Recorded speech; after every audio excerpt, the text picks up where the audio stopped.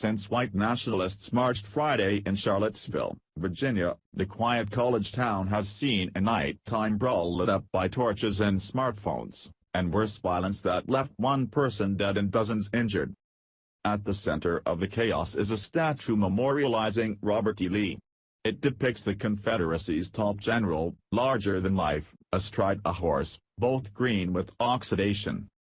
The white nationalists were in Charlottesville to protest the city's plan to remove that statue, and counter-demonstrators were there to oppose them. The statue, begun by Henry Merwin Schradie, a New York sculptor, and finished after his death by an Italian, Leo Lente, had stood in the city since 1924. But over the past couple of years some residents and city officials, along with organizations like the NAACP, had called for it to come down. One local official made a similar suggestion as early as 2012 and quickly discovered that emotions surrounding the issue run deep. Ugly stuff bubbled up. It was during the Virginia Festival of the Book, a series of readings and events held every year in Albemarle County, which includes Charlottesville. Continue reading the main story. Related coverage. Car hits crowd after white nationalist rally in Charlottesville ends in violence August 12, 2017.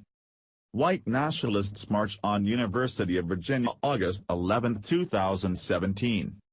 At a talk given by the author and historian Edward Dares, a Charlottesville city councilor, Kristen Zakos, asked about the city's Confederate monuments. She wondered whether the city should discuss removing them. People around her gasped. "You would have thought I had asked if it was okay to torture puppies," she recalled during a 2013 conversation on Backstory, a podcast supported by the Virginia Foundation for the Humanities. The response to her comment was heated and swift. Ms. Zakos said she received threats via phone and email. "I felt like I had put the stick in the ground, and kind of ugly stuff bubbled up from it," she said. It was a local turning point, helped along by national events.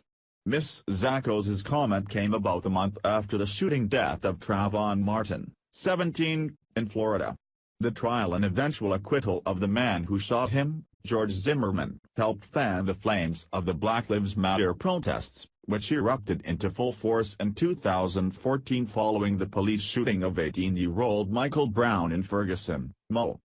By 2015, debates about Confederate flags and monuments were heating up in southern states including South Carolina, Texas, and Louisiana.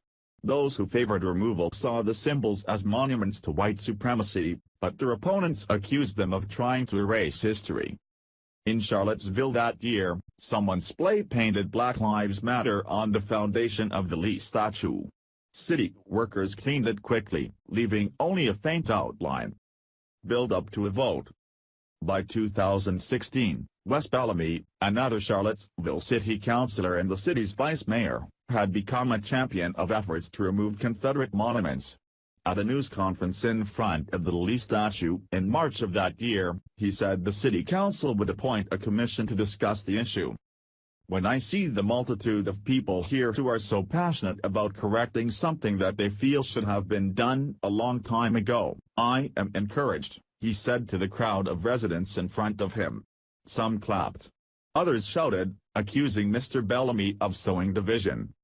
That same month, Ziona Bryant, a high school student, petitioned the city council asking for the Lee statue to be removed.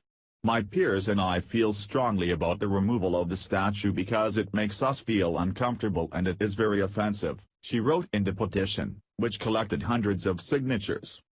The city council established its special commission in May 2016. Later that year, it issued a report suggesting that the city could either relocate the Lee statue or transform it with the inclusion of new accurate historical information. The addition of historical context might have been welcomed by some defenders of the statues. One group, Friends of Cavill Monuments, said on its website that statues could be improved by adding more informative, better detailed explanations of the history of the statues and what they can teach us. But in February, the city council voted to remove the statue from the park. Opponents of the move sued in March, arguing that the city did not have the authority to do so under state law. That court case is continuing, and the statue has remained in place. It was the focal point for a gathering held in May by the white nationalist Richard Spencer, who was among the demonstrators in Charlottesville this weekend. In June, the city council gave Lee Park a new game, Emancipation Park. Unite the Right. The rally that descended into violence Saturday was organized by Jason Kessler, a relative newcomer to the white nationalist scene who is well known in Charlottesville, where he has fought against the city's status as a sanctuary city for immigrants. A self-described journalist, activist and author, Mr. Kessler also waged a months-long online media campaign against Mr. Bellamy, whom he depicted as anti-white. More recently, Mr. Kessler became involved in the fight against renaming Lee Park, one reason for the Unite the Right rally this weekend. The rally was by far Mr. Kessler's largest undertaking yet. Last week, he won an injunction in federal court against the city, which had voted to revoke a permit for the rally.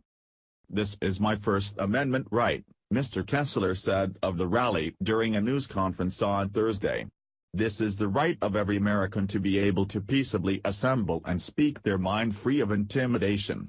That's why I decided to do it." With the lawsuit over the Lee statue still unresolved, it remains unclear what will become of it. The violence this weekend was one of the bloodiest fights over the campaigns across the South to remove Confederate monuments, and the statue remains a lightning rod in Charlottesville. Mr. Spencer, for his part, has promised to return.